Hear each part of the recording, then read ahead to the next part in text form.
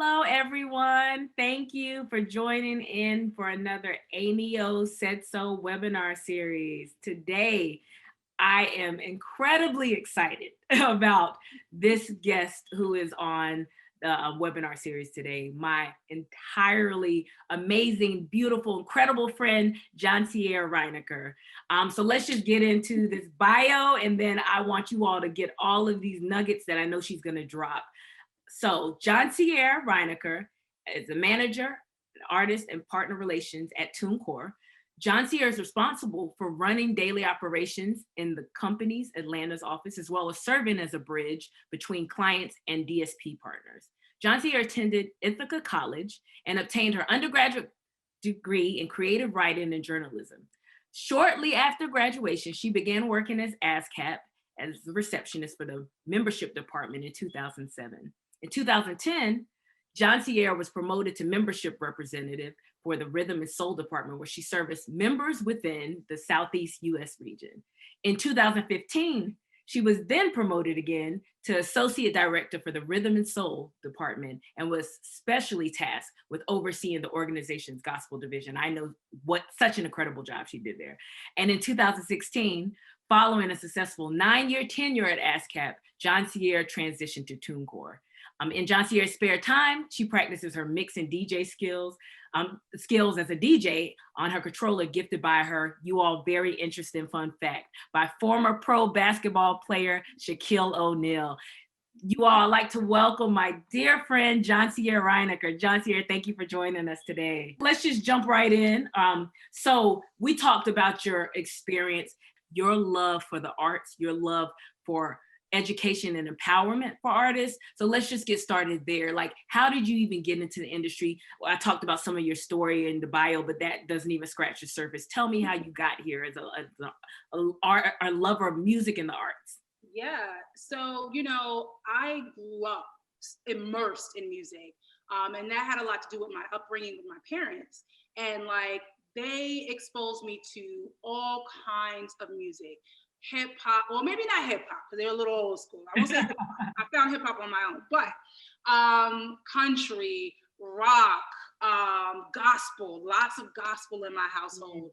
R&B, disco, like you name it. For the most part, they listen to it. House music, my love for house music comes from them. To this day, my parents have a closet full of vinyls. They have Stevie Wonder, all these classic vinyl albums. So it was always just there, music, my passion for it was always there. And as I got older, I fell in love with hip hop. And that really strengthened my love for music.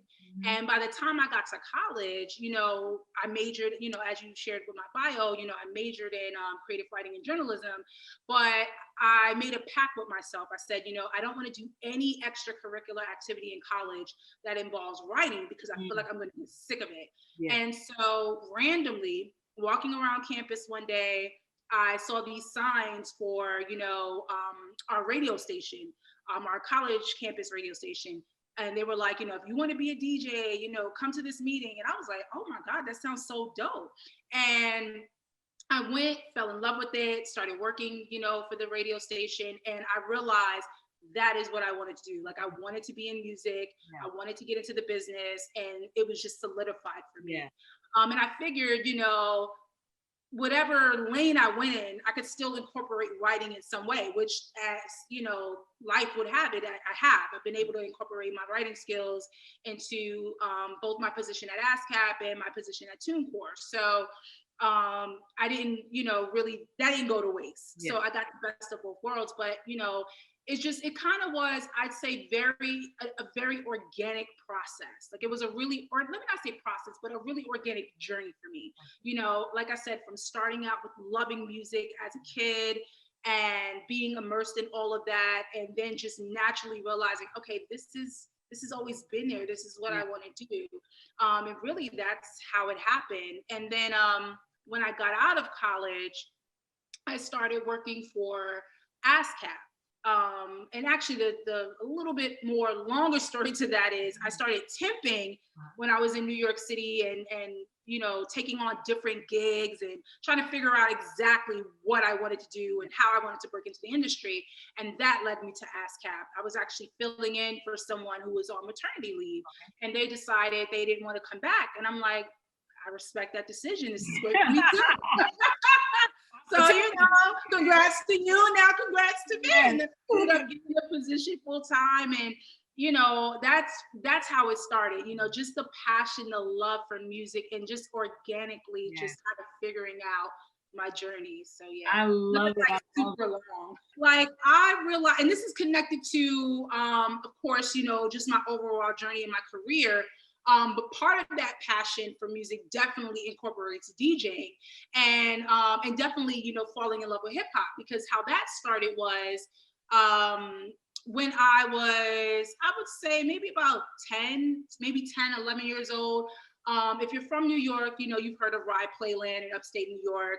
I used to go there all the time in the summers with my family, and they used to have this ride. It was a real basic ride, like nothing crazy, but you would go around on the ride and there'd be a DJ below, like spinning. Yeah. And one time I was on this ride and I heard like this just super dope record. And I was like, I don't know what this record is. I've never heard this before, but I fell in love with it. Mind you, I'm a kid on a ride. Like, who? Yeah, like, just showing your love of music. Yeah, right. That's right. I was such a geek. So I was like, yo, I have to find out what this song is. Yeah. But I was so shy and so nervous. I didn't want to go up to the DJ and say, hey, can you tell me what this is? So I was like, okay, I'm going to go home. And I'm going to listen to, Funkmaster Flex on Hot 97. Again, if you're from the city, or, you don't even have to be from. I'm about to say, everybody knows about Flex. Right, it's Flex. He's a legend. So I used to listen to his show on Hot 97 all the time. So I started recording his sets because I wanted to catch this song and listen to it on my Walkman going to school. Wow. And so I finally caught the song, and it was Mobb Deep, Shook Ones. Woo! And that was a song. Gotta touch my spirit. Listen, if you love hip hop, there is no way you cannot tell me that song is not on your greatest hip hop records of all time list. Like that record is just groundbreaking. Like it's the beat, it's the flow, it's everything about that record is just a smash. The tone of the voices, the cadence, everything. Everything, the street, everything about it, like the love for the city, like New York, like it's just such a raw record. Like that's part of the reason, part of the reason why I love watching 8 Mile, because when that beat drop, oh my God, it's like it just gets you so hyped. Like it's such a great record. I could talk about that song all day. I love that record. And to this day, it's one of my favorite hip hop records, like for sure. I would say it's number one for me because it's sentimental, because it's what introduced me to hip hop. That was a record that introduced me to hip hop and made me fall in love with it, and subconsciously it was the catalyst for me pursuing the industry. That was part of it. It was part of the catalyst for me pursuing the industry. So, but I say all this to say, I was recording Funkmaster Flex, and even in trying to catch that Mobb Deep record, the other part of it was falling in love with the craft of DJing, like how he transitioned into records, that bomb drop, the dramatics, everything about Funk Flex. Set the tone for the song. He said it. And I feel like, and now in getting into DJing and, learning the art, because it's not an easy thing. I don't care what anybody tells you. I feel like technology has made DJing a little bit easier, for sure. How they've advanced, even now you can take a simple controller and rock out. Like you don't have to have, all of the the turntables and all that. You don't have that anymore.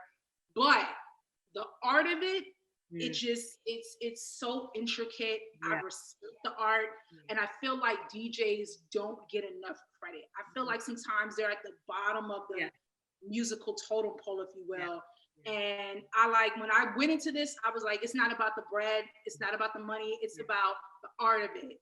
And I want to master this because I just respect and love DJing, and it's just such a it's just such an amazing just art form. Like I can't stress that enough. And it's not easy. So to those that are listening, that may be aspiring DJs, my advice is to learn,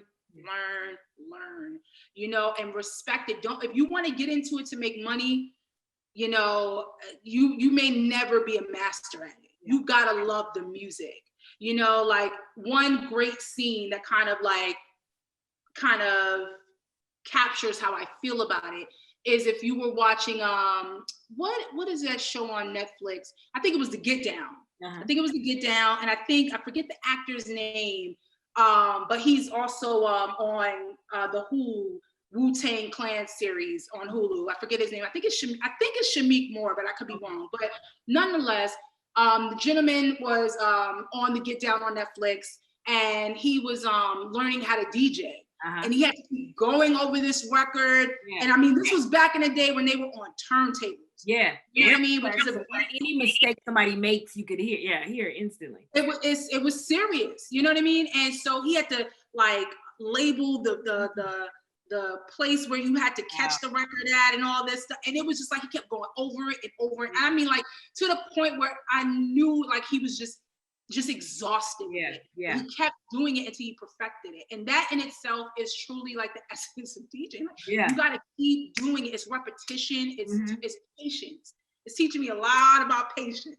What do you find is a pitfall for new or even established artists, right? What is the pitfall that you find in the music industry that a new artist will come to you and their expectation is fill in the blank? Because if I am a musician, I get some streams, I get some downloads, I get some success more than I had last week or last month, then I expect my career to be that. So what is a pitfall that you run into with new and maybe even established artists in the music industry? Yeah, I would say honestly, education. Lack thereof. Not meaning, you know, I think a lot of times music creators, you know, whether it's artists, producers, songwriters, they put so much time and effort into honing, you know, their craft, which is obviously advisable because you want to be successful, but you have to equally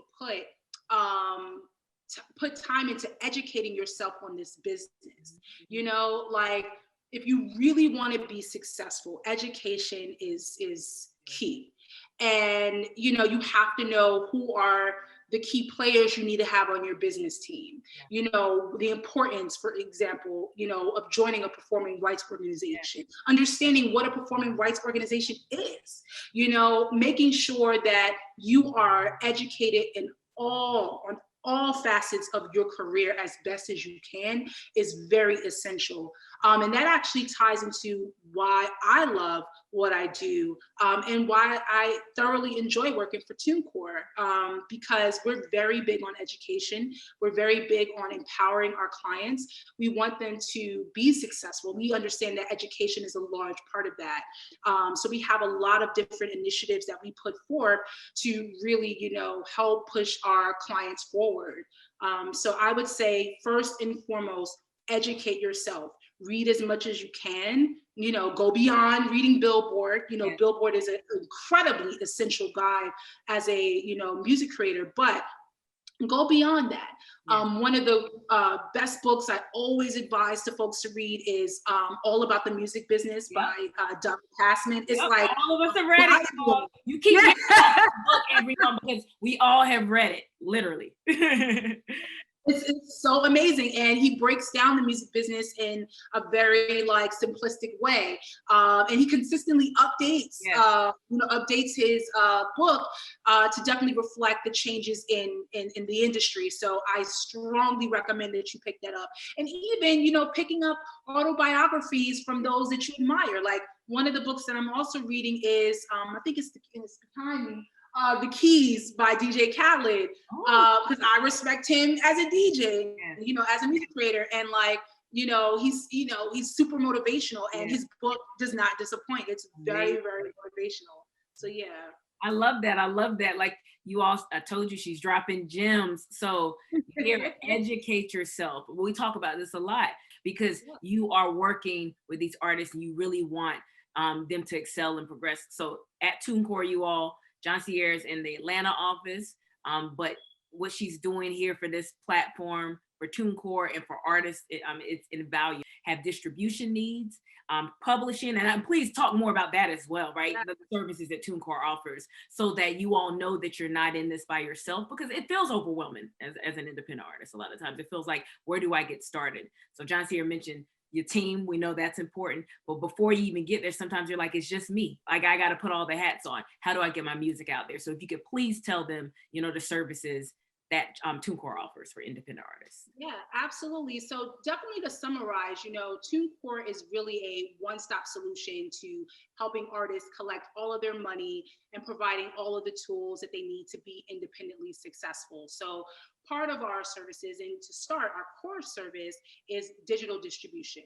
So we help artists to distribute and sell their releases to our digital store partners. So from iTunes to Apple Music to Spotify, TikTok, Pandora, we have over 150 digital partners, and we're constantly adding new stores, like Tencent, Hungama, and the list goes on.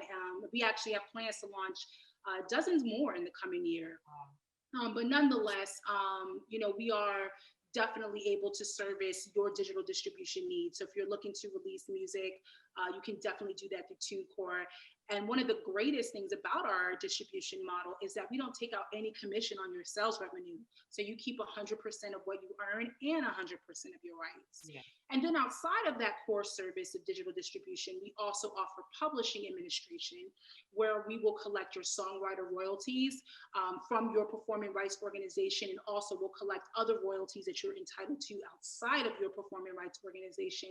And then also, as part of that service, we offer sync licensing, where we will pitch your music for placement across film, TV, which includes commercials and shows, video games, and more. So it's a great opportunity for you to not only increase your earning potential through TuneCore, but also maximize exposure through TuneCore.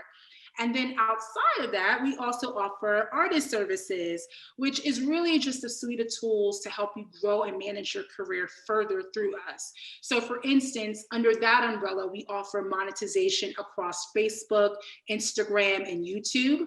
And I always love to point that out to prospective clients, and even existing clients that haven't, signed up yet for it, because essentially when you're not signed up for that service, you could be potentially leaving money on the table. And we want to help you to earn as much as you're entitled to. So that's just an overview on TuneCore and what our services are. And there's a lot more that we do outside of that. We also have different educational initiatives that we do. For instance, we have our live sessions where we talk about different topics related to music creators. So for instance, navigating Instagram and TikTok, how to maximize on those platforms. We talk about a lot of other topics as well. We also have a really amazing blog series and we have, and we have our New Music Friday series on it, where we highlight new artist releases and new artist videos. So there's just so much that we do to, like I said, educate, empower, and support our clients. I love it. So you hear, you are not alone. You see the list of amazing services that Joncier just mentioned, and then you have such a dynamic resource in her alone, because the way she just described it is how she treats every single client that signs on to TuneCore and works with her. So now that everyone knows that TuneCore has these amazing services, they have an amazing person like you, what is some advice that you would give to someone interested in following maybe your career, your trajectory, getting into a TuneCore, working at an Ascap, right? Because a lot of times we're on this business side of the music business, and then people are like, how can I get there? No problem. There's an artist, there's a songwriter. We tell people no disrespect, but there's so many other roles in this industry. So if somebody's saying, I didn't know you could do all this like Joncier is doing, because now you're an exec at TuneCore, you're a music exec, and you also, have your DJing on the side. So obviously, I think people forget sometimes that we're on the business side. A lot of us are very creative, and we are in this for a reason, because we're creative. So even hearing your story and your journey, like I'm a music exec, but I make sure I feed my passion in the arts of being a DJ. So if you could talk more about and just offer some insight and advice for people who say, I've heard Joncier's story, I want to do something like that. What does that look like? Yeah, so Definitely, I would say my advice is twofold. So again, going back to the education part, because I can't stress that enough. Educate yourself on this business, right? That's number one. And then number two, I would say be your own plug. And what I mean by that is I wasted, in full transparency, I wasted a lot of energy I wasted a lot of energy on expecting other people to put me on, expecting other people to put me in the rooms with certain people, expecting other people to invest in me, sometimes a little bit more than how much I invested in me. And I was consistently disappointed. And so I had to really shift away from that. And I had to, put more effort in, and I had to trust that I had every tool in my arsenal to be successful. And it ties into, advice that Issa Rae gave that I loved. And she said, to paraphrase, she was saying, a lot of times people think about networking up. Yes. I'm trying to get to this person all the way up here, and not networking where you're at.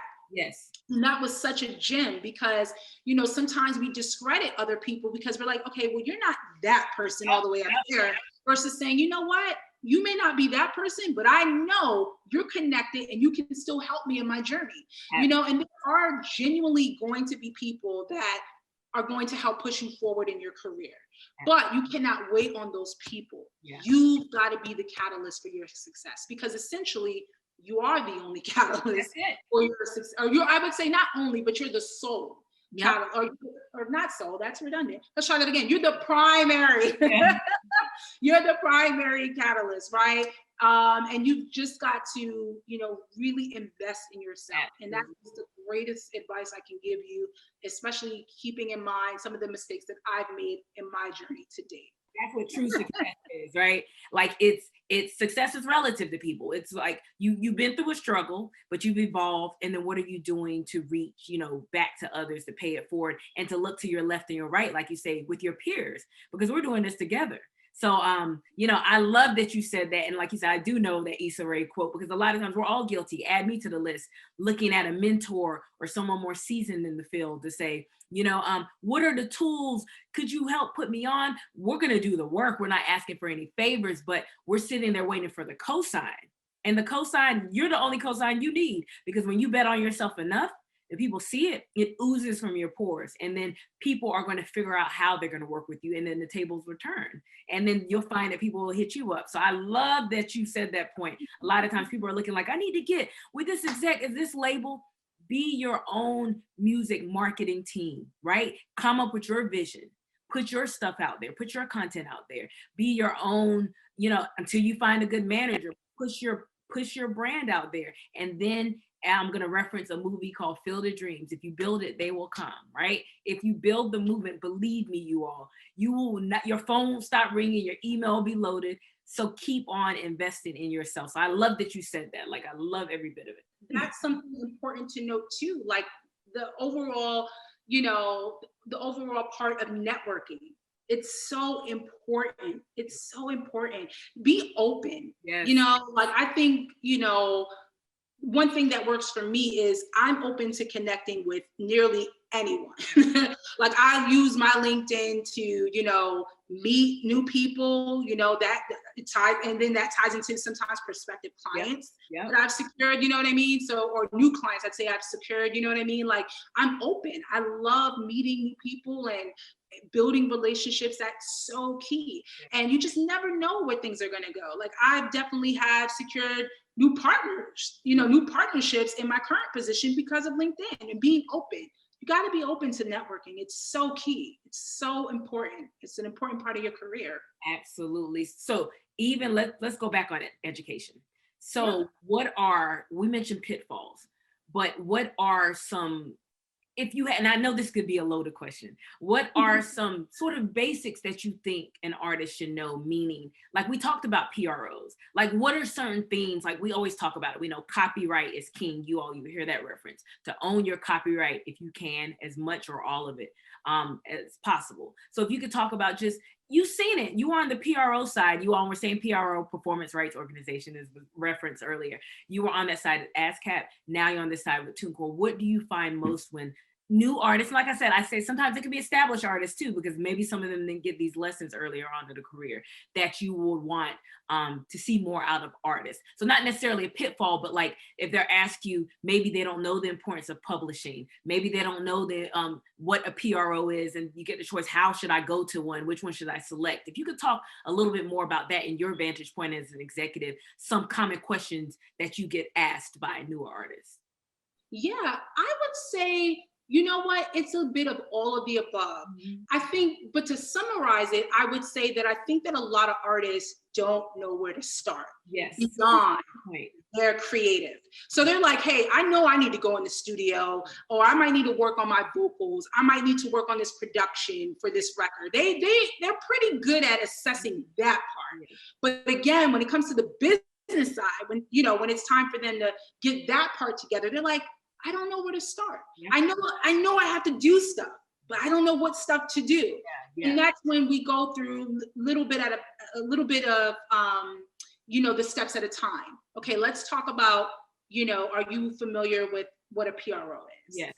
Do you know what the options are on that side? Are you aware of what publishing is? Mm-hmm. You know what I mean? And then obviously if they're artists, are you familiar with TuneCore? Yes. What we do and how we play a role in your success, in your career. You know what I mean? So like, it's kind of going through those checkpoints. And, I'm big on being a resource, big on being a liaison for artists in any way that I can. If it's something I can't directly answer, I'll always seek to find, the person or, the resource to connect that person to. But I think a lot of it, again, falls back into doing kind of your research, because it's been so much I can answer. I'm like, okay, well, I know all of this. Yeah. And then I'm like, oh, there's more. You got sound exchange, you have all these moving parts. And I think when you get to a point, and certainly this isn't for newer artists, but at some point, as you're growing in your career, it's going to be time to bring on, someone to help you manage. You're going to need to bring on a manager. You're going to need to bring on a business team. And that's where they come in and kind of help you to mold things and to make sure that your business is really, together. But in the interim, you have people like myself that is here to help you, to help guide you and help motivate you and push you forward. But definitely, I would say, start out kind of just research, start to research, and even Google those simple questions like, how do I get started? And you'll be surprised at how much insight you get back. You know what I mean? That's going to be helpful. And along the way, you have people that are going to help guide you, like yourself, Amy. You have me here, and you can have other people as well. Your performing rights organization representative can help guide as well. Another great resource is the Recording Academy. They are, for those, the easiest way to describe them, for those folks that don't know, they put on the Grammys. So that's one of the things that they are most known for. But there's so much more that they do. They're huge advocates for music creators. They have so many other events outside of the Grammys that they do. They have local chapters that you can join. A lot of people, believe it or not, don't even know that. Yes. So, get immersed in wherever you are in the music scene. You know what I mean? If you're in Austin, if you're in Atlanta, if you're in Denver, wherever you are, learn more about the music scene in your market, how to get more involved, and just, do your due diligence to educate yourself on this business. And I think that when you do those things, everything is going to come into alignment. Woo. Like I said, you all, continuous gems, right? Like, I just wanted you, we talk about this all the time. I wanted you all to hear all the excellence that she has to offer. So thank you, Joncier. Before we wrap up, how can people find you, right? They've heard about who you are as an amazing human being and heard about TuneCore. So how can they reach out to you, the new artists, to your point, say, I don't know where to get started. I have this content that I feel like is dope, that I want the world to hear. Where do I go from here? So how can someone find you? Absolutely. So social media is the best way to keep up and connect. It's the same across all platforms, Facebook, Twitter, Instagram. It's at Reineker. So Reinecker. So J and then my last name. And then I have my email actually connected with all of my profiles. So you can totally, feel free if you want to add me on those platforms, or if you want to reach out directly and schedule a meeting or a call, or I would say we're in COVID right now, so it'd be virtual, but definitely virtual meeting or call. You can always feel free to shoot me an email, and I would love to hear from you and connect and build a relationship.